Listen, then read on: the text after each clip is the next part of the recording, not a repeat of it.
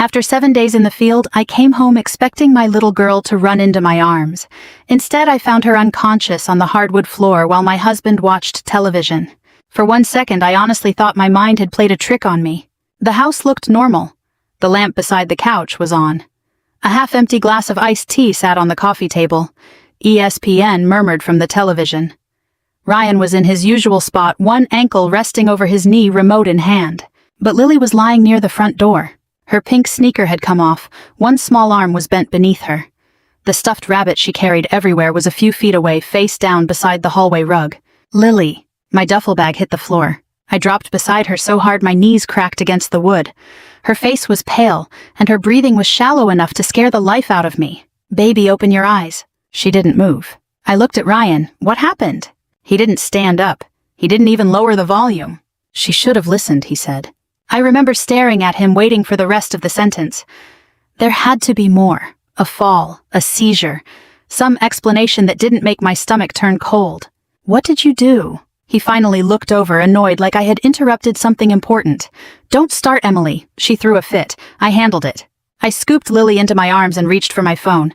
My hands were shaking so badly that I nearly dropped it. The dispatcher asked if she was breathing. I said yes, barely. She told me not to give Lily food or water and to keep her still. Ryan muttered, "This is ridiculous." I didn't answer him. I pressed my cheek against Lily's hair and listened for the sirens. I'm Staff Sergeant Emily Carter. I was 44 years old, then assigned to a logistics unit at Fort Campbell, Kentucky. I had spent the previous week sleeping in a field tent, living on bad coffee, and checking supply manifests under floodlights at 2 in the morning. All week I pictured coming home to Lily. She was 5, missing one front tooth, and obsessed with horses. I had bought her a little stuffed palomino at the PX and tucked it into my bag. That toy was still inside the bag by the door. The ambulance arrived at 5:49 p.m. 2 paramedics came in fast, carrying equipment. One knelt beside Lily, while the other, a broad-shouldered man with gray at his temples, asked me questions. Her name, Lily Carter. Age, 5. Any medical conditions? Number. He glanced toward the couch. Ryan had finally stood up. The paramedic stopped speaking. It wasn't a dramatic pause. It was smaller than that. His eyes narrowed. His mouth tightened. Then he leaned toward me. "Ma'am," he said quietly, "is that your husband?" I looked from him to Ryan. "Yes." The paramedic took a slow breath. "I don't think you know who you're married to." The ambulance doors slammed shut, and I climbed inside beside Lily, refusing to let go of her hand. Ryan didn't come. He simply stood in the driveway with his arms folded, watching the ambulance disappear down Tiny Town Road toward Tenova Healthcare. If any of the neighbors noticed, they never said a word. The ride felt endless. One paramedic monitored Lily, while the other, the man who had whispered to me, sat across from us. His name tag read, Mike Sanders. I wanted to ask what he meant. Instead, I kept staring at Lily's tiny fingers wrapped around mine. She looked so small on that stretcher. Her blonde hair was tangled, and there was a faint bruise near her left temple that I somehow hadn't noticed inside the house. My stomach twisted. How had I missed this? Mike caught me looking. "She's stable," he said gently. "Let's get her checked out first." I nodded. It was the only thing holding me together. While doctors examined Lily in the emergency room, I sat alone with a paper cup of stale coffee that had already gone cold. The waiting room television played the local evening news. No one was really watching it. A little boy was building a tower with plastic blocks near the reception desk. An elderly couple quietly shared a vending machine sandwich. Life kept moving. Mine had stopped. As I waited, memories kept coming back. Not bad memories. Good ones. The kind that make betrayal hurt even more. I met Ryan 12 years earlier at a 4th of July picnic in Clarksville. I had just returned from a deployment overseas. He worked for a regional home security company and volunteered with Habitat for Humanity on weekends. Everyone seemed to know him. "That's Ryan," my friend Melissa had said. "One of the nicest guys you'll ever meet." She wasn't alone. People loved him. The cashier at Kroger knew his name. The pastor at church praised him for organizing food drives. Neighbors borrowed his tools. Older ladies hugged him after Sunday service. He had that easy smile that made people trust him before he'd spoken more than 3 words. I trusted him too, especially because Army life wasn't easy. Training, deployments, missed birthdays, long nights. Ryan seemed steady, safe, exactly the kind of man I believed Lily deserved. When we married, he stepped naturally into the role of husband. Then later, father. At first, he was wonderful with Lily. He built blanket forts in the living room, taught her to ride a tiny pink bicycle in the cul-de-sac, read Goodnight Moon until she memorized every page. Looking back now, I sometimes wonder if those memories were real, or if I simply wanted them to be. The changes came so slowly I barely noticed them. Ryan didn't like me having dinner with women from my unit. They don't respect family, he'd say. He preferred knowing exactly where I was, even when I wasn't on duty. He'd ask innocent questions. What time did you leave? Who was there? Why didn't you answer your phone? At first it sounded like concern. Then it became routine. If I stopped for gas on the way home, he'd ask why it took so long. If I bought something from Target, he'd ask to see the receipt. If I laughed at a text message, he'd want to know who sent it. I kept telling myself marriage required communication, compromise, understanding. Besides, Army families all carried extra stress. Didn't they? When I mentioned it once to Melissa, she shrugged. Some men are just protective. That word stayed with me. Protective. It sounded so much better than controlling. A nurse touched my shoulder. Mrs. Carter. I stood so quickly my coffee spilled onto the floor. Your daughter is awake. I nearly cried with relief. As I followed the nurse down the hallway, I noticed Mike Sanders standing outside Lily's room. He wasn't looking at me. He was looking through the glass toward Ryan, who had finally arrived.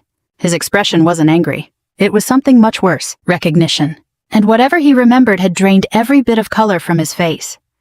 Lily smiled when I walked into her hospital room, but it wasn't the smile I knew.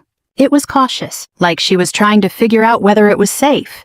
That thought hit me harder than anything the doctors had said. She reached for my hand. Mommy, I'm here, sweetheart. She squeezed my fingers with surprising strength, then glanced toward the hallway. Is Daddy here? I looked at the door. He's outside. Her little body stiffened. Can he stay outside? The room suddenly felt smaller. I pulled my chair closer to her bed. Of course he can. Only then did she finally relax against the pillow. The emergency physician explained that Lily had suffered a concussion. Thankfully, there was no bleeding in her brain, but they wanted to keep her overnight for observation. What happened? He asked gently. Before I could answer, Ryan stepped into the room. She was throwing a tantrum, he said. She tripped and hit her head. Kids fall all the time. The doctor nodded politely but kept writing. He wasn't convinced.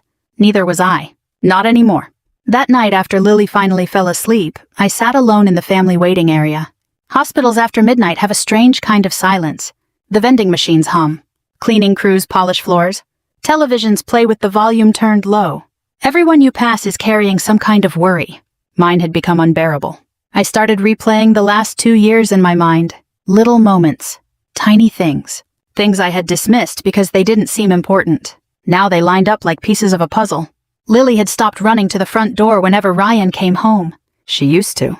She'd hear his truck and race across the house. Then one day, she didn't. I assumed she'd outgrown the habit. Maybe she was just busy coloring. Now I wondered if something had already changed. She also became unusually quiet. Not all at once. Just a little at a time. Teachers always described her as polite, but Mrs. Holloway, her kindergarten teacher at Barker's Mill Elementary, had once asked me a question during parent-teacher conferences. Has Lily been sleeping well? I smiled. As far as I know. Mrs. Holloway hesitated. She's been drawing a lot of storms lately. I laughed politely. She's probably watching too many Disney movies. Mrs. Holloway smiled back, but something in her eyes said she wasn't asking about artwork. I never followed up. Then there were the bruises. Children get bruises. Every parent knows that. Lily climbed trees, rode her scooter, played tag at recess. There was always a reasonable explanation. Ryan always had one ready. She ran into the coffee table. She slipped outside. She bumped into the kitchen counter. Each story sounded ordinary enough, until I realized every explanation had come from him, never from Lily. One Saturday afternoon, our next-door neighbor, Mrs. Ramirez, stopped me while I was watering flowers. Emily, she said carefully, I hope you don't mind me asking. Of course not. I heard a lot of yelling yesterday. I felt my face grow warm. Oh, Ryan was trying to get Lily to clean her room. Mrs. Ramirez nodded slowly. I just wanted to make sure everything was okay. It is, I answered too quickly. She gave me a kind smile. If you ever need anything. I thanked her and changed the subject. Looking back, she wasn't being nosy. She was giving me an opening. I closed it. The hardest memory came just before my last field exercise. I was packing my gear while Lily sat on my bed hugging her stuffed rabbit. When are you coming home? Next Friday. She lowered her eyes. I wish you didn't have to go. I know, baby. She looked toward the bedroom door to make sure Ryan wasn't nearby. Then she whispered something I barely heard. I'll be extra good. At the time, I kissed her forehead and smiled. I know you will. Now those 4 words echoed through my head. Not because they were sweet, because they sounded like a child trying to survive.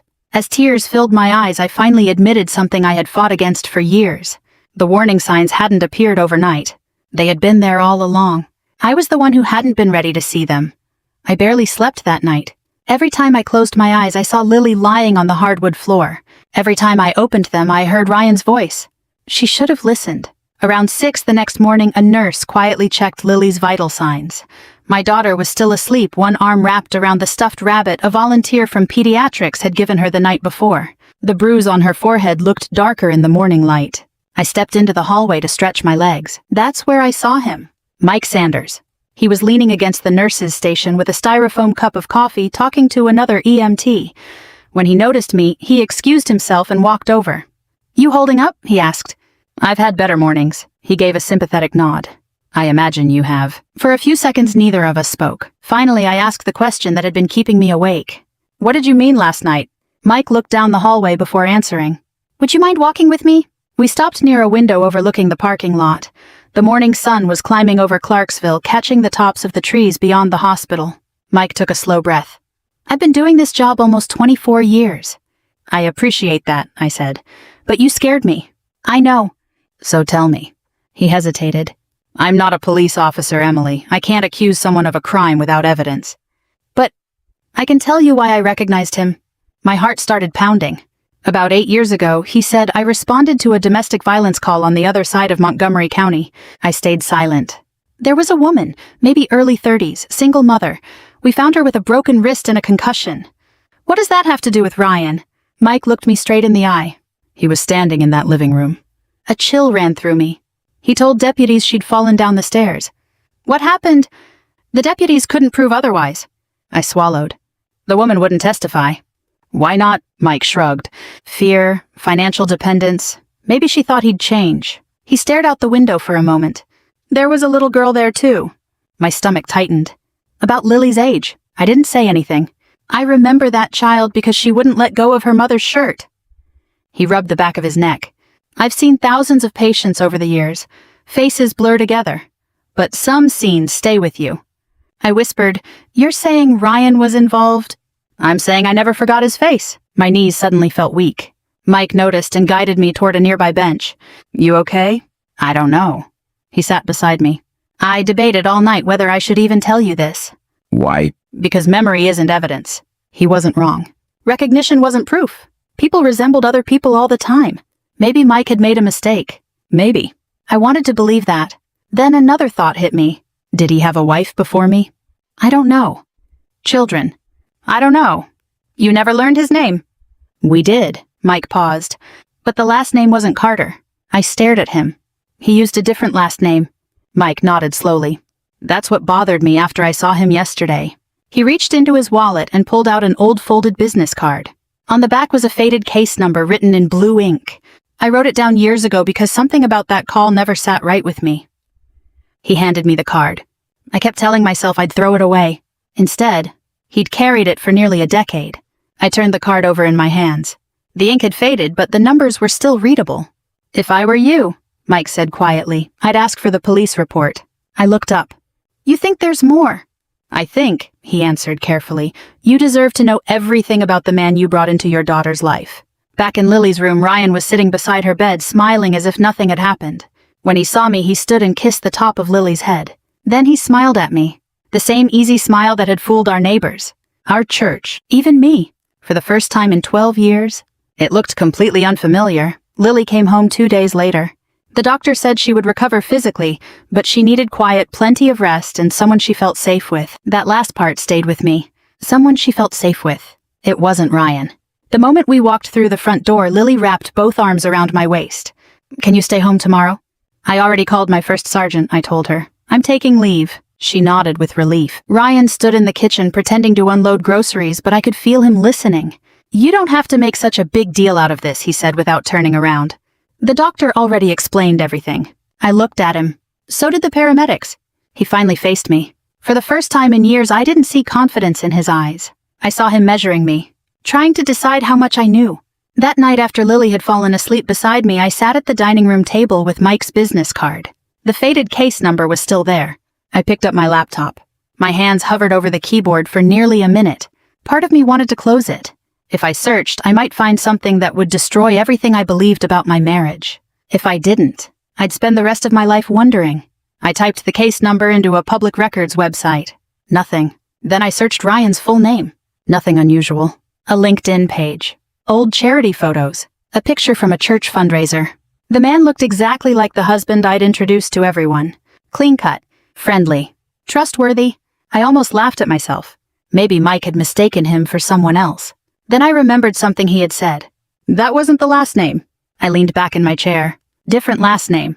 I opened another search. This time I searched Ryan's birth date instead. Several results appeared.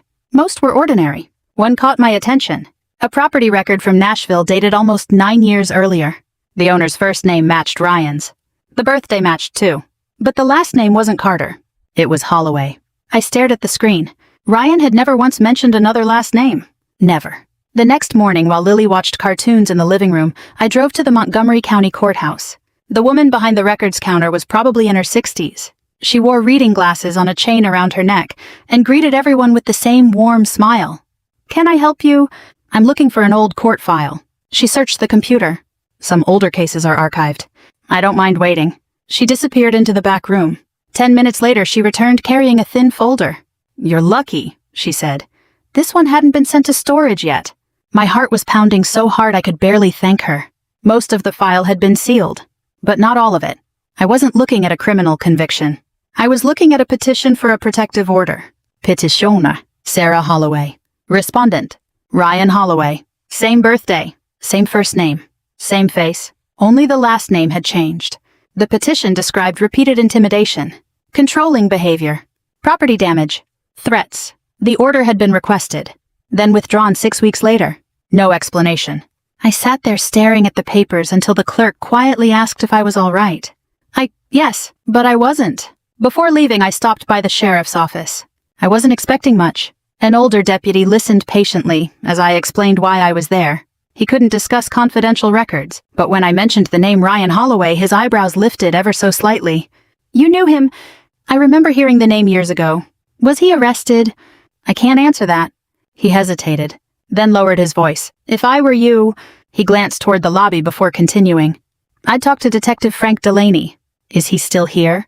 "He retired 3 years ago." The deputy scribbled an address on the back of a business card. "He fishes more than he works these days." I smiled despite everything. "I guess retirement agrees with him." "It does." The deputy folded the card into my hand. "But if anyone remembers that case..." He looked me squarely in the eye. "It's Frank." As I walked back to my truck, I realized something that made my stomach sink. For 12 years, I'd believed I was learning more about my husband. In reality, I'd only been learning the version of him he wanted the world to see. I called Detective Frank Delaney the next morning. He answered on the 4th ring. "This is Frank." "My name is Emily Carter," I said. "A deputy at the sheriff's office gave me your number." There was a pause. "What can I do for you? I think my husband used to be Ryan Holloway." The silence that followed told me more than any words could have. Finally, Frank sighed. "Can you meet me somewhere?" An hour later, I pulled into Strawberry Alley Ale Works in downtown Clarksville. It was too early for lunch, so the place was quiet except for a couple sharing coffee by the window. Frank was easy to recognize. Late 60s, gray beard, weathered hands. The kind of man who looked more comfortable in a fishing boat than behind a desk. He stood when I approached. "You must be Emily." I nodded. He motioned toward the empty chair across from him. "I'm sorry we're meeting under these circumstances." "So am I." A waitress brought coffee. Neither of us touched it. Frank folded his hands together. "I've been retired a few years. There are things I legally can't discuss." "I understand. But I can tell you what was public." I leaned forward. "Please." He looked at me carefully. "Ryan Holloway was never convicted of assault." That wasn't the answer I expected. But he always managed to stay one step ahead. Frank rubbed the side of his coffee mug. "Witnesses changed their stories. Evidence disappeared. Victims withdrew complaints. Every single time." I felt my throat tighten. "So everyone thought he was innocent." Frank gave a sad smile. "No. We thought we couldn't prove he was guilty." Those were two very different things. I drove home with more questions than answers. Ryan's truck was already in the driveway. He usually didn't get home until after 5. The moment I stepped inside, I smelled something unexpected. Pot roast, mashed potatoes, fresh dinner rolls. Ryan was wearing an apron. He smiled. Thought I'd surprise you. I stared at him. You cooked? He laughed. Believe it or not. Lily looked up from the kitchen table. Daddy made cookies. She smiled. But it wasn't the carefree smile I remembered from years ago. It looked practiced. Ryan pulled out a chair. Sit down. You've had a rough couple of days. For a brief moment, I almost believed him. Maybe this was guilt. Maybe he realized how badly he'd scared us. Maybe people really could change. Then I noticed Lily quietly watching him instead of eating. Every time Ryan reached for something on the table, she flinched ever so slightly. It lasted less than a second. Most people wouldn't have noticed. I did. After dinner, Ryan washed the dishes. Another surprise. He even kissed my forehead. I'm sorry this week got so out of hand. I searched his face. He looked sincere, calm, gentle. The same man everyone at church admired. I hated myself for wondering if I'd imagined everything. That evening, while Ryan mowed the backyard, I called an attorney recommended through Army Legal Assistance. Her name was Janice Porter. She specialized in family law. I didn't ask about divorce. Not yet. Instead, I asked one question. If someone thinks their child is in danger, Janice interrupted gently, then you start documenting everything. What kind of documentation? Dates, photos, medical records, conversations, witnesses, everything. She paused. And Emily, yes, don't confront him until you're prepared. The next morning I bought a small notebook at Walmart. Nothing fancy, just a black spiral notebook. On the first page I wrote, Monday, May 8th, Lily diagnosed with concussion. Ryan stated, she should have listened. Then I wrote the time, the hospital, the doctor's name, the paramedics, every detail I could remember. It felt strange, like I was writing about someone else's life. Over the next week I quietly gathered everything. Copies of Lily's medical records, photographs of her bruises, school attendance reports, Mrs. Holloway's notes from parent-teacher conferences, even receipts showing when I had been away at military training. Ryan noticed I was quieter. You okay? He asked one evening. Just tired. He wrapped an arm around my shoulders. You work too hard. I smiled. So do you. It was the easiest lie I'd ever told. That Friday night, Lily climbed into bed beside me after Ryan had fallen asleep. The room was dark except for the soft glow of the digital clock. She whispered so quietly I almost didn't hear her. Mommy, I'm awake. She took a shaky breath. When you go back to work. I waited. Please don't leave me alone with Daddy. Every doubt I'd been clinging to disappeared in that single sentence. This wasn't about an old police report anymore. This was about my daughter asking me to protect her. And this time, I wasn't going to fail her. The morning after Lily whispered those words, I sat alone on the back porch with a cup of coffee that had gone cold. The sun was just coming up over our backyard in Clarksville. Ryan was still asleep. Lily was curled up beside me under a blanket, watching a pair of robins hopping across the fence. She hadn't said another word about her father. She didn't have to. Children don't invent fear like that. They live it. I finally admitted something I'd been avoiding. Keeping notes wasn't enough anymore. If I wanted to protect Lily, I needed proof no one could explain away. On Monday, I called an old friend from Fort Campbell, Sergeant First Class Ben Morales. We'd worked together for nearly 8 years in logistics. Ben had become one of the installation's information technology specialists after changing career fields. He'd always been the calmest guy in the room. I trusted him. We met for lunch at a little diner outside Gate 4. After listening without interrupting, Ben set his fork down. So you think he's careful? I know he is. He never loses control in public. No. And he probably knows exactly where the blind spots are. I nodded. Ben thought for a moment. I'm not telling you to spy on your husband. I know. But if something happens inside your own home... He leaned closer. Kentucky law is a lot different than people think. He